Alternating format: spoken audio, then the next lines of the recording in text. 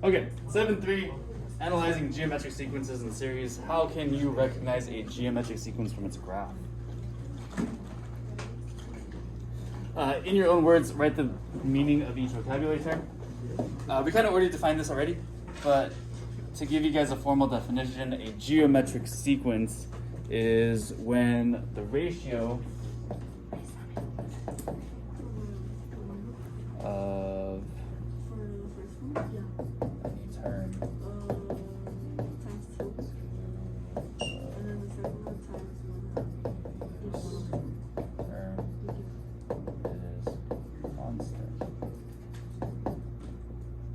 So the ratio of any term to the previous term is constant, meaning that we have the constant ratios throughout our sequence.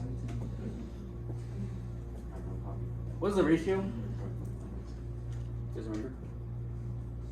The ratio is it's like 1 and 2. Yeah. So it's a comparison. So it's kind of like a fraction. If I have a ratio of 1/2, that's going to be 1/2. If I have a ratio of 2/1, that's a ratio of 2. So basically it's any fraction. And what this means basically is we're multiplying by the same number. So our pattern is being multiplied by the same number over and over and over again. Specifically multiplication. Again, even when I'm dividing, I want to think about it in terms of multiplying by a fraction. So far so good? So let's take a look at example 1. Tell whether the sequence is geometric. We can tell if it's geometric if we have the same pattern going on and on throughout this. Taking a look at this, can we see any apparent pattern?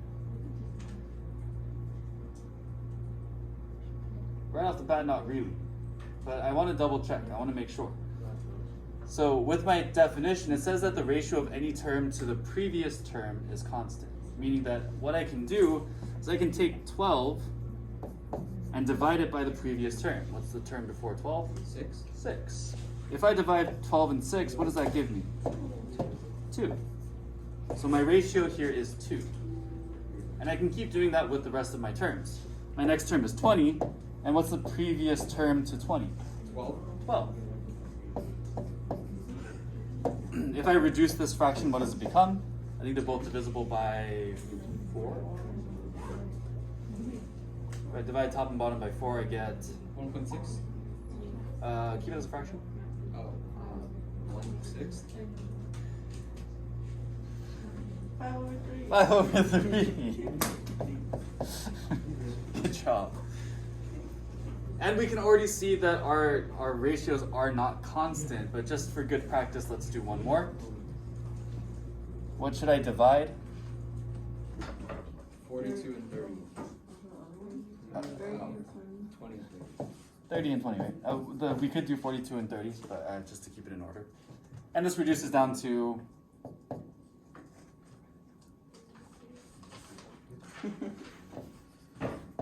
3/2. Are these ratios the same? No, these ratios are very different. So is this geometric? No, so this is not geometric.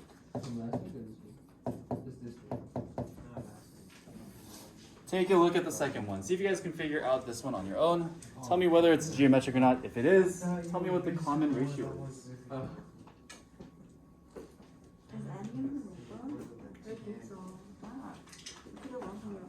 I know.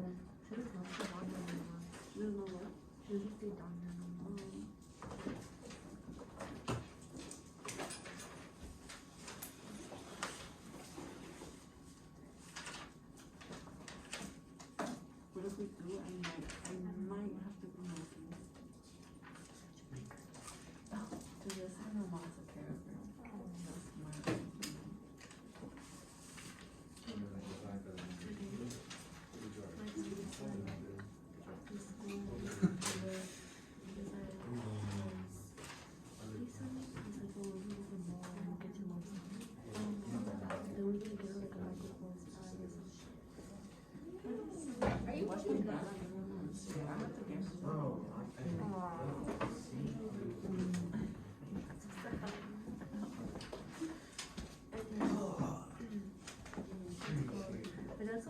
woke me up in the middle of the night, told me that like around like 12. You will see the love just so she wouldn't know. Yeah. And then what are you doing?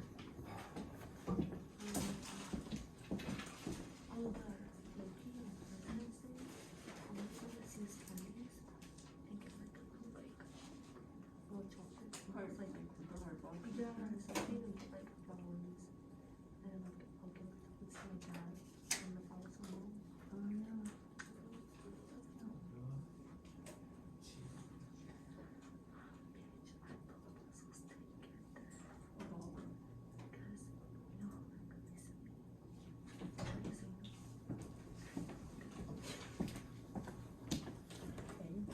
All right, what do we get?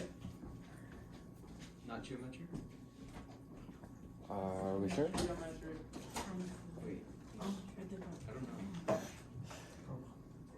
So I can look at my ratios, yes? What should I divide to find my first ratio? 64. Yeah, that's 64 and 256. I want to use the number before, right? If I reduce this down, what does it become? 1 over 4. I can do this again for 16 and 64, and this becomes 1 over 4. I can do this for 4 and 16, and that becomes 1 over 4, right? So is this geometric? It is. Yes, absolutely. What is our common ratio here? 1 over 4. So we're dividing by 4 each time, or we're multiplying by 1/4. Remember that multiplying by 1/4, dividing by 4 are the same things. Cool. Questions on this? Not bad? Cool. All right. So this lesson is going to be really, really similar to our last lesson. Instead of looking at arithmetic, though, we're looking at geometric, but we're going to go through the same stuff. So we're going to write equations for them, we're going to solve them, and we're going to find the sums of them as well. So it's going to look a lot like what we were doing this week. So we're given a rule for our geometric sequence that looks like this. We have a(n) is equal to a1 times r raised to the n minus 1 power. And most of these things should look familiar because we had some of these same pieces in the old equation, right? Like a1, what does a1 stand for? Yeah. This is going to be my first term. So this is the first number in the sequence. Any guesses what r is going to stand for?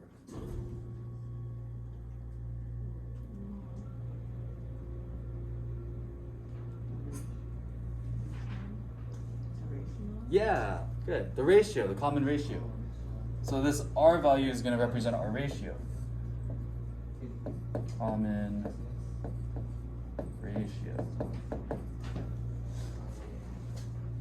Our common ratio for this example was 1/4, right? So that's what we're looking for. And our n value represents The number. yeah. So it's kind of like the place. If I'm looking at like the 5th number or the 10th number or the 11th number, that's what n is. Cool. Again, really similar to what we were doing with arithmetic sequences, just slightly different formula. So if I have, for example, let's say that the first term of my sequence is 2, and let's say that my common ratio is 3. The nice thing about our geometric sequence is once we plug in the numbers, we don't have to simplify it or rewrite it or clean it up. We plug in the numbers and we're done. So it's a little bit easier than the arithmetic.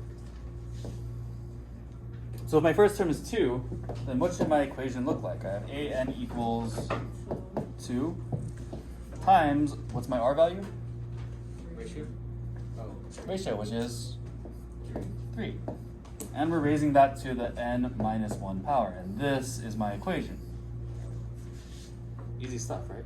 We just have to plug in 2 numbers and we're good to go.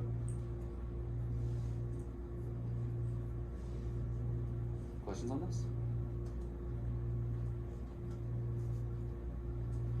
All right, so let's look at example 2.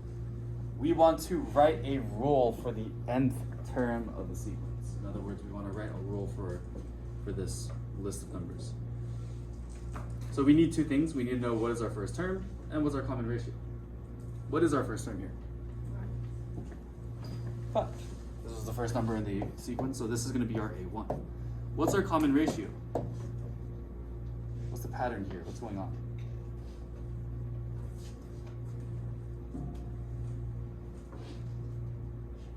We're multiplying by 3. Again, if I wanted to create ratios, I could do 15 over 5 equals 3. I could do 45 over 15 equals 3. But I think with this one, we can kind of just look at it and recognize that we're multiplying by 3. So A1 is 5 and my R is 3. So if I write out my equation, AN is going to be equal to 5 times 3 raised to the n minus 1. Easy stuff. I forgot to write this in the notes, but let's solve if, let's say that let's say we're looking for A8. If we want to find A8, what am I going to do with this equation here?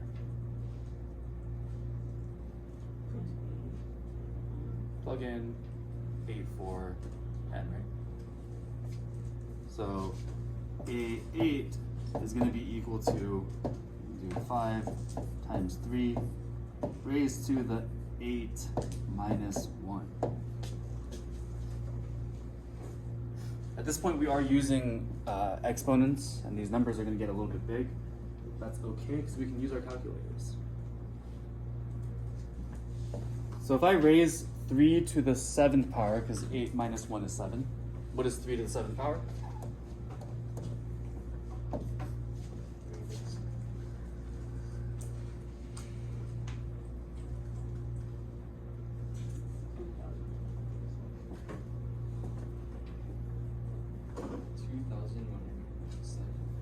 $2,187?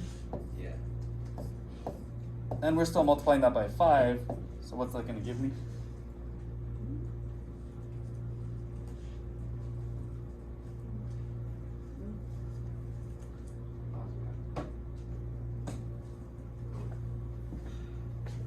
Is it? 10,935. What do we notice about this answer? It's ginormous. It's ginormous. These numbers are very big. Geometric sequences get very big very fast because we're using exponents. We're multiplying them by themselves. So notice that we're only looking at the 8th term here. We already have the first 4, meaning that 4 more, we're already getting to 10,900. So these are going to increase very quickly, or they're going to get really small really fast. And that's the big difference between geometric versus arithmetic. Does that make sense? Cool. Try the second one on your own. You do end up with a few fractions. So if you get stuck, let me know. But also you guys can use a calculator on this.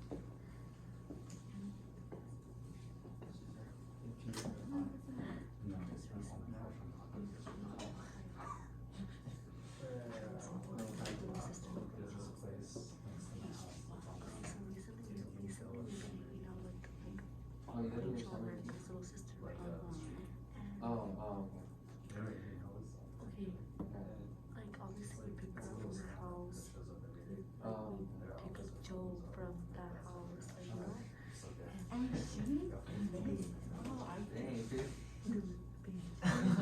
I have 5 and a burrito. Oh.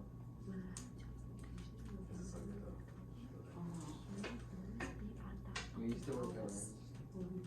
How many times a week? Yes. I try to work out 3 times a week. When I worked at 3 times? yeah, every time it was uncle's house, it was her house. I remember you told me too, like, what was it doing with uncle's house? Yeah. And then that bitch, that was her house. What's your favorite one? Yes. Oh my god, you don't say.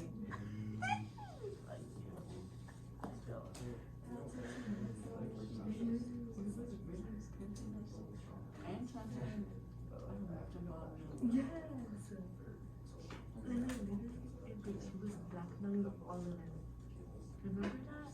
And I didn't Not to tell. Yeah, I didn't know why. And he's not to tell them that. Yeah. Didn't you guys talk about that his next Yes. time?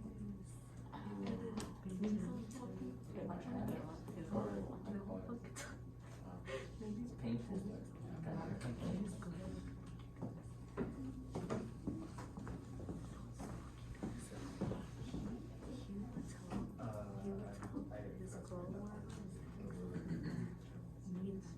Was his other the uncle's house. So she would jump him off. She was in the baby. No, because she would have this little yes, so like you would tell her that you would like She's done this for like 60 days for how long? She She would has never met them. yeah. Really? That's, I would have been like, Dude, sometimes like they tell her that she's rude as fuck, but she stopped. Like I caught her on it in a matter of like 6 months, 5 months, and she's been on it for like 6 years and hasn't even like yeah. Anyway, and then a car accident. Oh my god, that fucking car accident. I remember this shit like other people did. We went in a fucking car accident. It was at a beach. It was a curve. The fucking crash was a curve. All right, let's finish this up. And the street is like, What's my first term here? street. 88. Where it happened, her house is right there. What is my common ratio? And I remember. Common ratio is Like, 1/2? negative 1/5? 1 over. Is it 1/2? Oh, I'm sorry. So if I do negative 44 over the previous term, 1/2? gives me negative 1 over 2. So my R value is negative 1 over 2.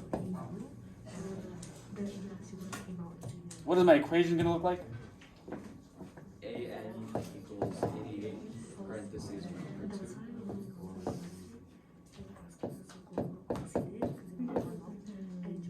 Raised to the N minus 1 power. n minus 1. So this is my equation. If I were to plug in 8 here, where do I plug the 8 in? In the N? Yeah. So A8 is equal to 88 times negative 1/2 raised to the 8 minus 1. 8 minus 1. This one gets a little tricky because we have fractions here, but you guys can always use Desmos. So if you were to plug this into Desmos, if we do negative 1/2 raised to the 7th power, I can do that just like this. Negative 1/2 to the 7th power gives me negative 1 over 128. Again, we can always change from decimals to fractions using this button here. So if you want to simplify your fractions, or if you want to divide fractions, or anything with fractions, you can always use this. This is very helpful. Then I can take this answer and multiply it by 88, and it gives me Negative 11 over 16. negative 11 over 16. So don't get scared off by our fractions here. You can always plug it into your calculator and it's not too bad. So we get negative 11 over 16, and that's my answer. Notice how this number got very, very small very quickly. Yeah. Started with 88 and we're already down to fractions here. Questions on this? Would there ever be a situation if you have simplified the answer? Yeah. So this is as simple as it gets, but typically if you have a fraction, then you can always reduce it. And if you get here, then you're good. But when you're using Desmos will put it in the simplest form for you already. That's always nice. Other questions? Cool. Don't forget to write a summary here. We're gonna finish this up tomorrow because we are not having a rally anymore. So I want to finish up the rest of this tomorrow, and then we'll quiz on this stuff on Tuesday. Cool. Cool. You guys have the rest of the period to work on